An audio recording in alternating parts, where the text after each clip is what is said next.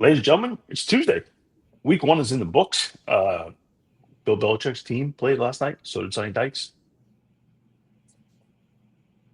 TCU football social media went on an epic run last night. If you haven't had a chance to see that, you ought to go just peruse through there. Get yourself a chuckle over your lunch on this beautiful Tuesday. I'm Scott Russell. Got college football experts Zach Barnett, John Bryce, Doug Samuels. Gentlemen, it's all great to see you. So I think the whole college football world's under contract. You have to talk about Bill Belichick a little bit. So let's talk Bill Belichick a little bit. What did we see last night? The floor is open, gentlemen. I saw a team that, for all the talk that we knew they would be shorthanded from a talent standpoint, I saw a team that had a number of other issues. I didn't think it was only a talent thing. I thought they tackled very poorly. I thought effort at times was incredibly poor. And not surprisingly, as that game wore on, other than Max Johnson, I thought a lot of the body language was pretty tepid as well. So I loved Sonny Dykes saying, there's a lot of talk about this game, but not a lot of talk about two teams. And you're right. I'm not sure which TCU Twitter moment was the best, but telling Deadspin to go back to sleep was pretty damn good. I thought I agree with you. If I was going to pick out one thing, I'd say effort. You just Right. like, guys, we trying to win this game or what? It was just not there after about the first quarter. It was over. Go ahead, Doug. Go ahead, Doug. The lesson I kind of took away was don't schedule. If you're a very hyped first year head coach, don't schedule TCU. TCU opened with Deion Sanders 2022, put it on them. And then last night absolutely put it on Bill Belichick. So if you're a hyped program with a first year head coach, don't have TCU on your schedule to open things up. That was tough. UNC had every notable alumni in attendance. Michael Jordan was there, Lawrence Taylor, Mia Hamm, Roy Williams, Jay Pep, Randy Moss, not an alum, but a Bill Belichick disciple. Teddy Bruschi was there. It was like a who's who. It reminded you in a lot of ways of Prime's opening. It was a big ticket item. North Carolina had never given up 48 points in a season opener until last night, and Bill Belichick had never given up 48 points ever as a head coach until last night. So there was a lot of firsts, a lot of eye-opening moments. I think it begs the question. I don't think the transfer portal and bringing in a bunch of kids flips a roster as fast as the media wants you to think. I think it's at least a 2-year process before Belichick brought in a lot. Roster hasn't been flipped. I mean, it's a coming to a conclusion after week 1, which is never a good idea. Prime took 2 years to really flip things, and even then it was kind of underwhelming in a lot of ways.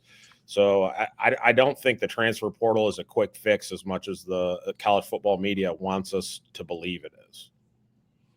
So we had youth football practice last night, so I didn't tune into the game till the second half. And I'm not joking at all. It was the most fascinating, most entertaining half of football I watched all weekend long. The first play is the 75-yard untouched touchdown run. Uh-huh. And then, I guarantee you TCU players and coaches, could not believe how easy it was. It was like they were I guarantee you they get tougher looks from their own scout team than they got from the North Carolina defense. It looked like they were playing on freshman mode on NCAA. They were just terrible untouched touchdown runs, automatic. Hoover was throwing 3 straight hitch routes, just taking easy 6-7 yards because TCU was lined up in a conventional formation and North Carolina wasn't adjusting. So Hoover was just all right, well, this is an automatic for us, so I'm just going to take it. It was obviously there was quit, there was a lack of talent, but there were FCS teams that put up tougher fights from a talent perspective and a schematic perspective than North Carolina did last night. And so as I'm sitting down and getting caught up at halftime, I'm scrolling through tweets. And apparently, obviously, ESPN put a lot into it, and North Carolina scored to open the game. And so I'm seeing tweets this is what North Carolina wanted when they hired Bill Belichick. And you've got the blimp or the drone of the full stadium, and it feels like it was the biggest game in college football last night. and full stadium and all that stuff. But then I'm reading those tweets as the stadium's emptying out and North Carolina's getting its bare bottom spanked. And I'm like, okay, so this is what North Carolina signed up for with the Bill Belichick experience. You're down by 30. The whole country's watching. Your fans are spilled out. You're getting embarrassed in this game. And I know we live in a society that values nothing more than short-term attention, but this is what North Carolina has asked for. And I root for a pro football team that's done nothing more than chase short-term attention for 30 years. So I'm sensitive to this, but you got a great first 10 minutes of the Bill Belichick era. What did the next 50 look like? What are the next 11 games going to look like? It was everything I thought it was going to be. And I was watching that second half, expecting, even though I expected TCU to roll, I could not believe my eyes and I couldn't look away at that car crash last night. So I love that. Even though you didn't tune in until the second half, you still beat North Carolina. And then I would just say that, Doug, you make a great point about the transfer portal. I also think it matters who you go get in the transfer portal. And while North Carolina has 70-plus new players on its roster, I didn't look at its transfer portal class and think, holy smokes, these guys went and got everybody they wanted to get from the transfer portal and look at they got 70 guys that were available for a reason. Yes, exactly that. So I don't I'm not pro building a college program via the portal anyway. I'm much more supplement and build through high school recruiting.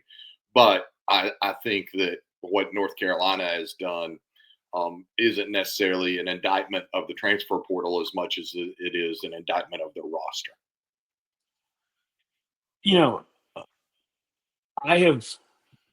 I've seen Lane Kiffin over the past couple of years just consistently be team building and team bonding, and he's constantly having fun with his players.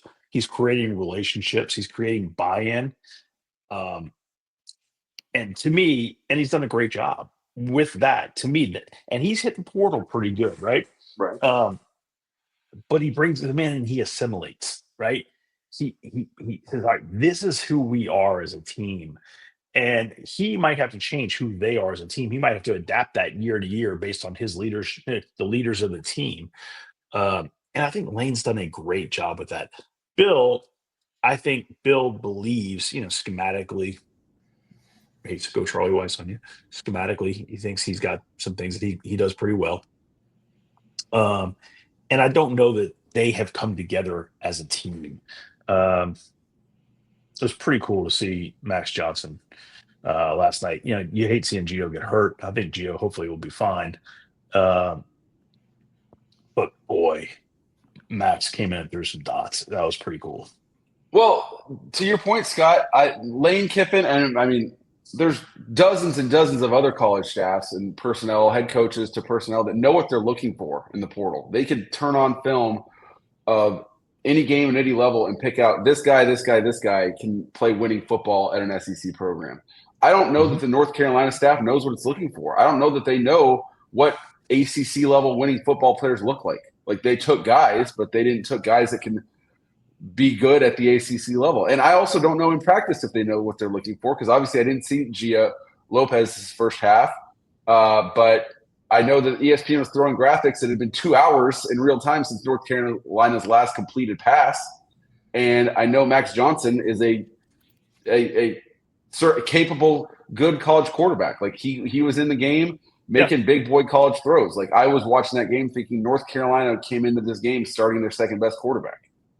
Scott, you mentioned Lane Kiffin, and I think the difference for me looking at both programs that comes to mind is like transactional coaching versus transformational coaching. I think Lane Kiffin in his older years is very much transformational, I think over the weekend he was doing yoga 3 hours before their kickoff, right? Whereas North Carolina and Bill Belichick right now are transactional. They're the NFL's 33rd team, right? Come here and go to the league and get developed by, like, that's transactional, and that's part of where college football has clearly headed with NIL and the portal. But there's still something to be said for transformational coaching, especially when you're taking in a ton of new players and have to build a new team every year.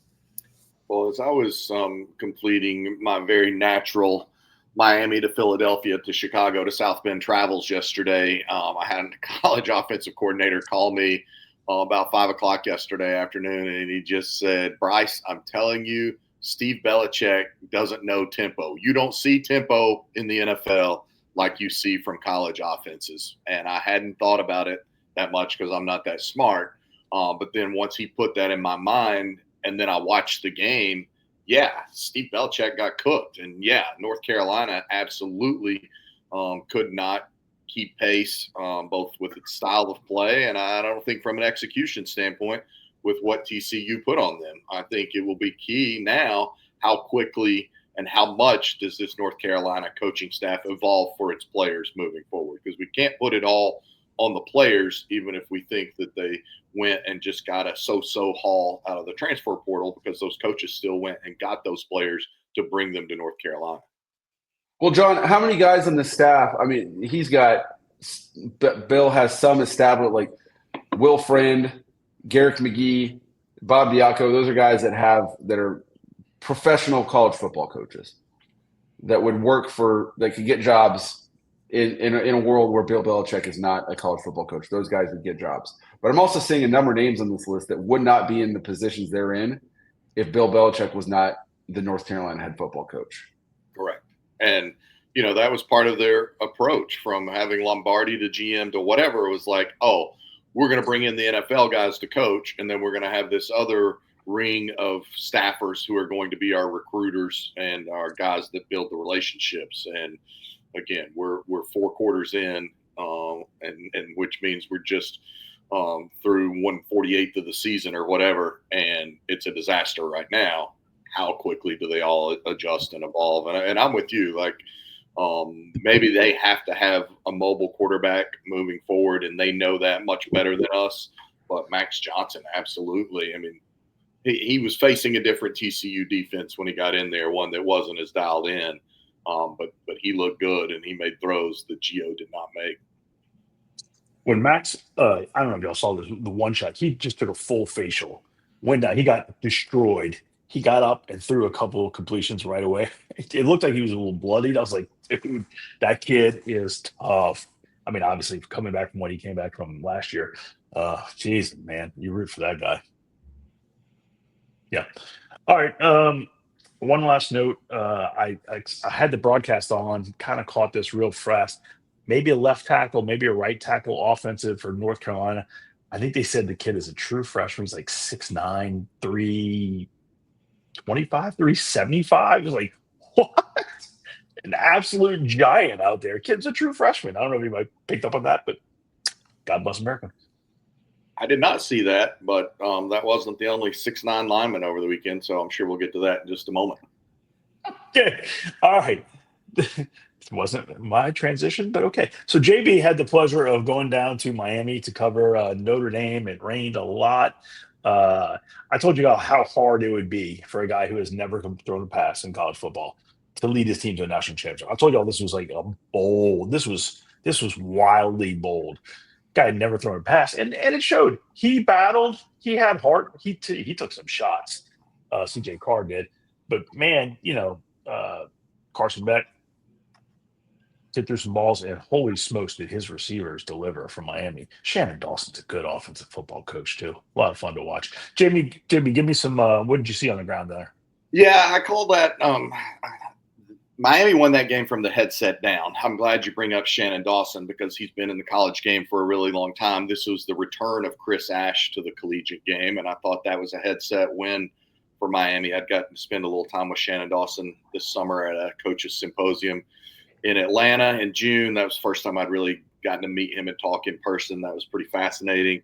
But I thought, and we wrote this on the site, that Miami out Notre Dame. Like Miami, you think of speed and finesse. Miami absolutely bludgeoned Notre Dame at the line of scrimmage. And I bring up the 6'9" offensive lineman at North Carolina because Miami has a 6'9", 345-pound offensive lineman. And Miami's offensive line averages somewhere around 330 to 340 pounds. They got Francis Mananoa, who may be the first offensive tackle selected in the 2026 NFL draft, a really, really sublime player. If you remember, he was coming out of high school at the same time as Nico Iamaleava, and one of those two career paths have taken wildly different trajectories. But I just thought, again, that Miami won that game in the trenches, and they held Notre Dame to under 100 yards rushing.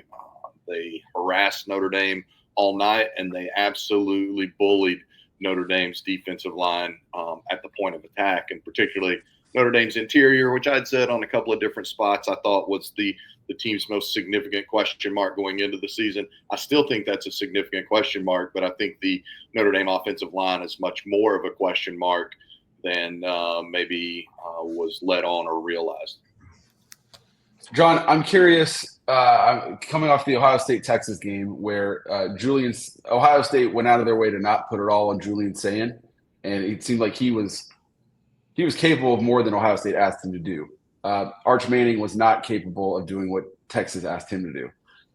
Notre Dame asked C.J. Carr to throw 30 passes, and he also led Notre Dame in carries with 11. And obviously, not all those were designed runs, but I'm hoping you can explain how Jeremiah Love and Jadarian Price got 16 combined carries, and Jaden Greathouse didn't touch the ball one time.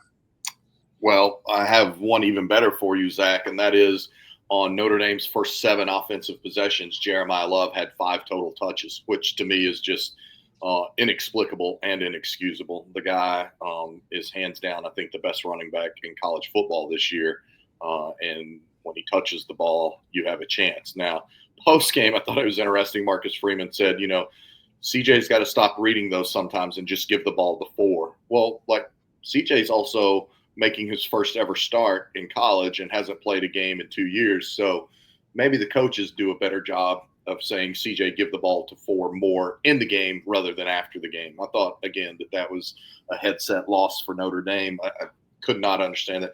Unfortunately for the Irish, Jaden Greathouse did touch the ball once. It was on a quick flare screen that got blown up. 2 Notre Dame receivers, Greathouse and Jordan Faison, couldn't handle one Miami DB who deflected the ball up into the air.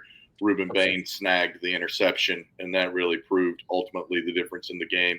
I don't think C.J. Carr was intended to necessarily throw it 30 times, but Notre Dame was down 21-7 in the second half and 24-14 as well. So 2 different double-digit deficits. Notre Dame had to go to the air much more, but again, Notre Dame also had to go to the air much more because its much ballyhooed offensive line got worked most of the evening. I mean, I thought, and being down there and talking with Miami people, I'd already shared this with Scott. People were like, Mario remade this team in his image. He went out and invested in the offensive line, and it's just one game.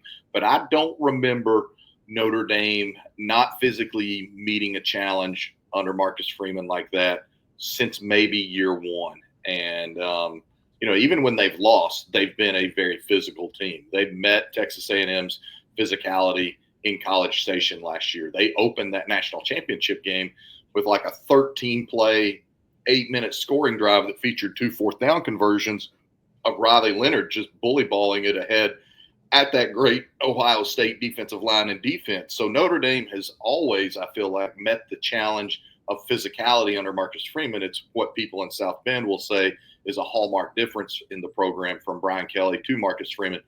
I don't think Notre Dame came close to meeting the challenge. As a matter of fact, I asked Marcus Freeman point blank after the game. I said, you talk repeatedly about this being an O-line and D-line driven program.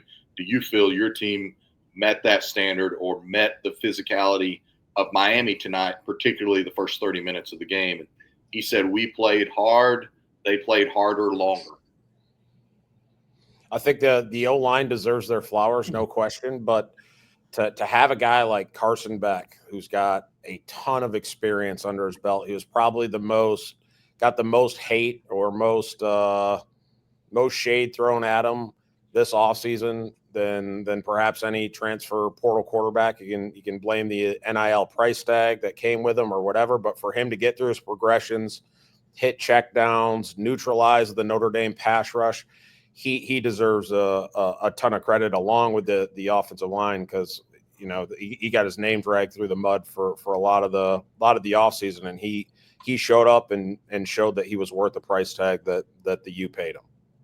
Your 28th career start for Carson Beck, and Scott opened this segment talking about how nasty it was, and it was a gross, rainy, marshy, swampy mess down there. Carson Beck's jersey was damn near as clean when the game ended as it was when the game started. So Notre Dame, there was one voice on this podcast that wasn't a bold prediction. This was just straight facts. One voice said that Notre Dame was more likely to start 0-2 than hit their over of 10.5. They're now 0-1. They get a week off. They come home to Texas A&M. Here's their schedule after that. Purdue at Arkansas, Boise State, NC State, USC, at Boston College, Navy, at Pitt, Syracuse, at Stanford. A lot of winnable games following the Aggies, but not a lot of impressive names there. Like USC might find their way into the top 25. Navy? Yeah, Navy won 10 games a year ago. I really like what they're doing, especially now with Drew Cronick running that offense, one of the more unique offenses in college football. Boise's obviously got to find its footing. But, yeah, you're right. I mean, 2 weeks to prepare for Texas A&M. And for the fifth consecutive year, this is what I think is most telling. For the fifth consecutive year, Notre Dame has suffered its first loss of the season less than a month into the season. And so you're just putting yourself at such a disadvantage and placing so much pressure on yourself when you have a loss that early in the season, year after year after year. And the last, I don't think – go ahead, Doug.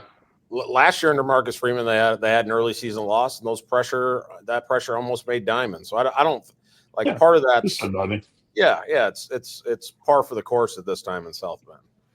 Yeah, I don't think Notre Dame has anything to be ashamed of at all. Like they didn't play their best game, but they played an admirable game in tough conditions. But just due to the way their schedule falls out, it's like you better beat A&M or you're truly up against it. But if you get it right and you beat A&M and you beat Purdue and you kind of get on a roll, like this is what Notre Dame does. You play a grown man's schedule, and that's okay. I thought 24 didn't play very much for Notre Dame, but when he did, that kid was fast. Yeah, he got benched. He got benched after he sparked them on what became their first scoring drive, but he fumbled it on 1st and goal at the 3. And as soon as that happened, and if C.J. Carr doesn't alertly dive on the ball at the 6, then Notre Dame might get completely run in that game. But once he fumbled it, Jadarian Price went to the pine for quite a while. It was very reminiscent of the Louisville game last year where he had a great spark for the team and then fumbled it inside the 10-yard line. And so he's super talented, running back out of Texas. Has done some great things for them. Ball security is a slight bugaboo with him. Most of the game, I felt Notre Dame's defensive line got pushed up the middle when Miami needed 2 yards. I think it's 40 and 41. I think in the fourth quarter, those two dudes stepped up. They went in down low and they bucked up a little bit and they held. I think Notre Dame's got some stuff to work with. They played against a very good quarterback. The receivers made some exceptional catches that changed the game a little bit. The turnover, like you talked about, when on the wide receiver screen, kicked up in the air, and that was, that happens. Staying bold, boys. How about C.J. Daniels with that catch? Unbelievable, where Don Schuler thinks he's got a pick. C.J. Daniels didn't have a touchdown catch last year at LSU. Opens the season with probably the second best catch of the entire weekend, along with the Florida kid. Oh, man. What game was it where the kid caught the ball back here? That was Florida, I believe. No, it wasn't Florida. I didn't see Florida. See, it'll come back to me. It's just an exceptional catch. Was it the kid from Notre Dame? I think it was a kid from Notre Dame. Maybe 8 or 0? 0. Malachi Fields had a nice catch. It was him. He caught the edge of the ball. You don't remember that? Down the right sideline? Yeah. I mean, I knew he boxed it out. The Florida catch is better. I didn't see the Florida catch. Let's pick that up. All right, gentlemen, I hate to break this to you, but there is no football on tonight or tomorrow night. Damn shame. It won't be There's long. 7th grade football at McAnally Middle School. There we go. Go. Live streaming, of course. Live streaming, Zach. FaceTime me. Always a pleasure, gentlemen. Great times. Football Scoop podcast is fantastic. We love doing this. I love interacting with fans. I seriously, I thoroughly enjoy the text from coaches and from friends who listen to this and just say, hey, we love this. Give JB some crap about his hats, whatever. Yeah. Not bad. Masters. I Good do stuff. love it. Yeah. Good stuff. Gentlemen, always a pleasure. Everybody have a great week. We'll talk soon.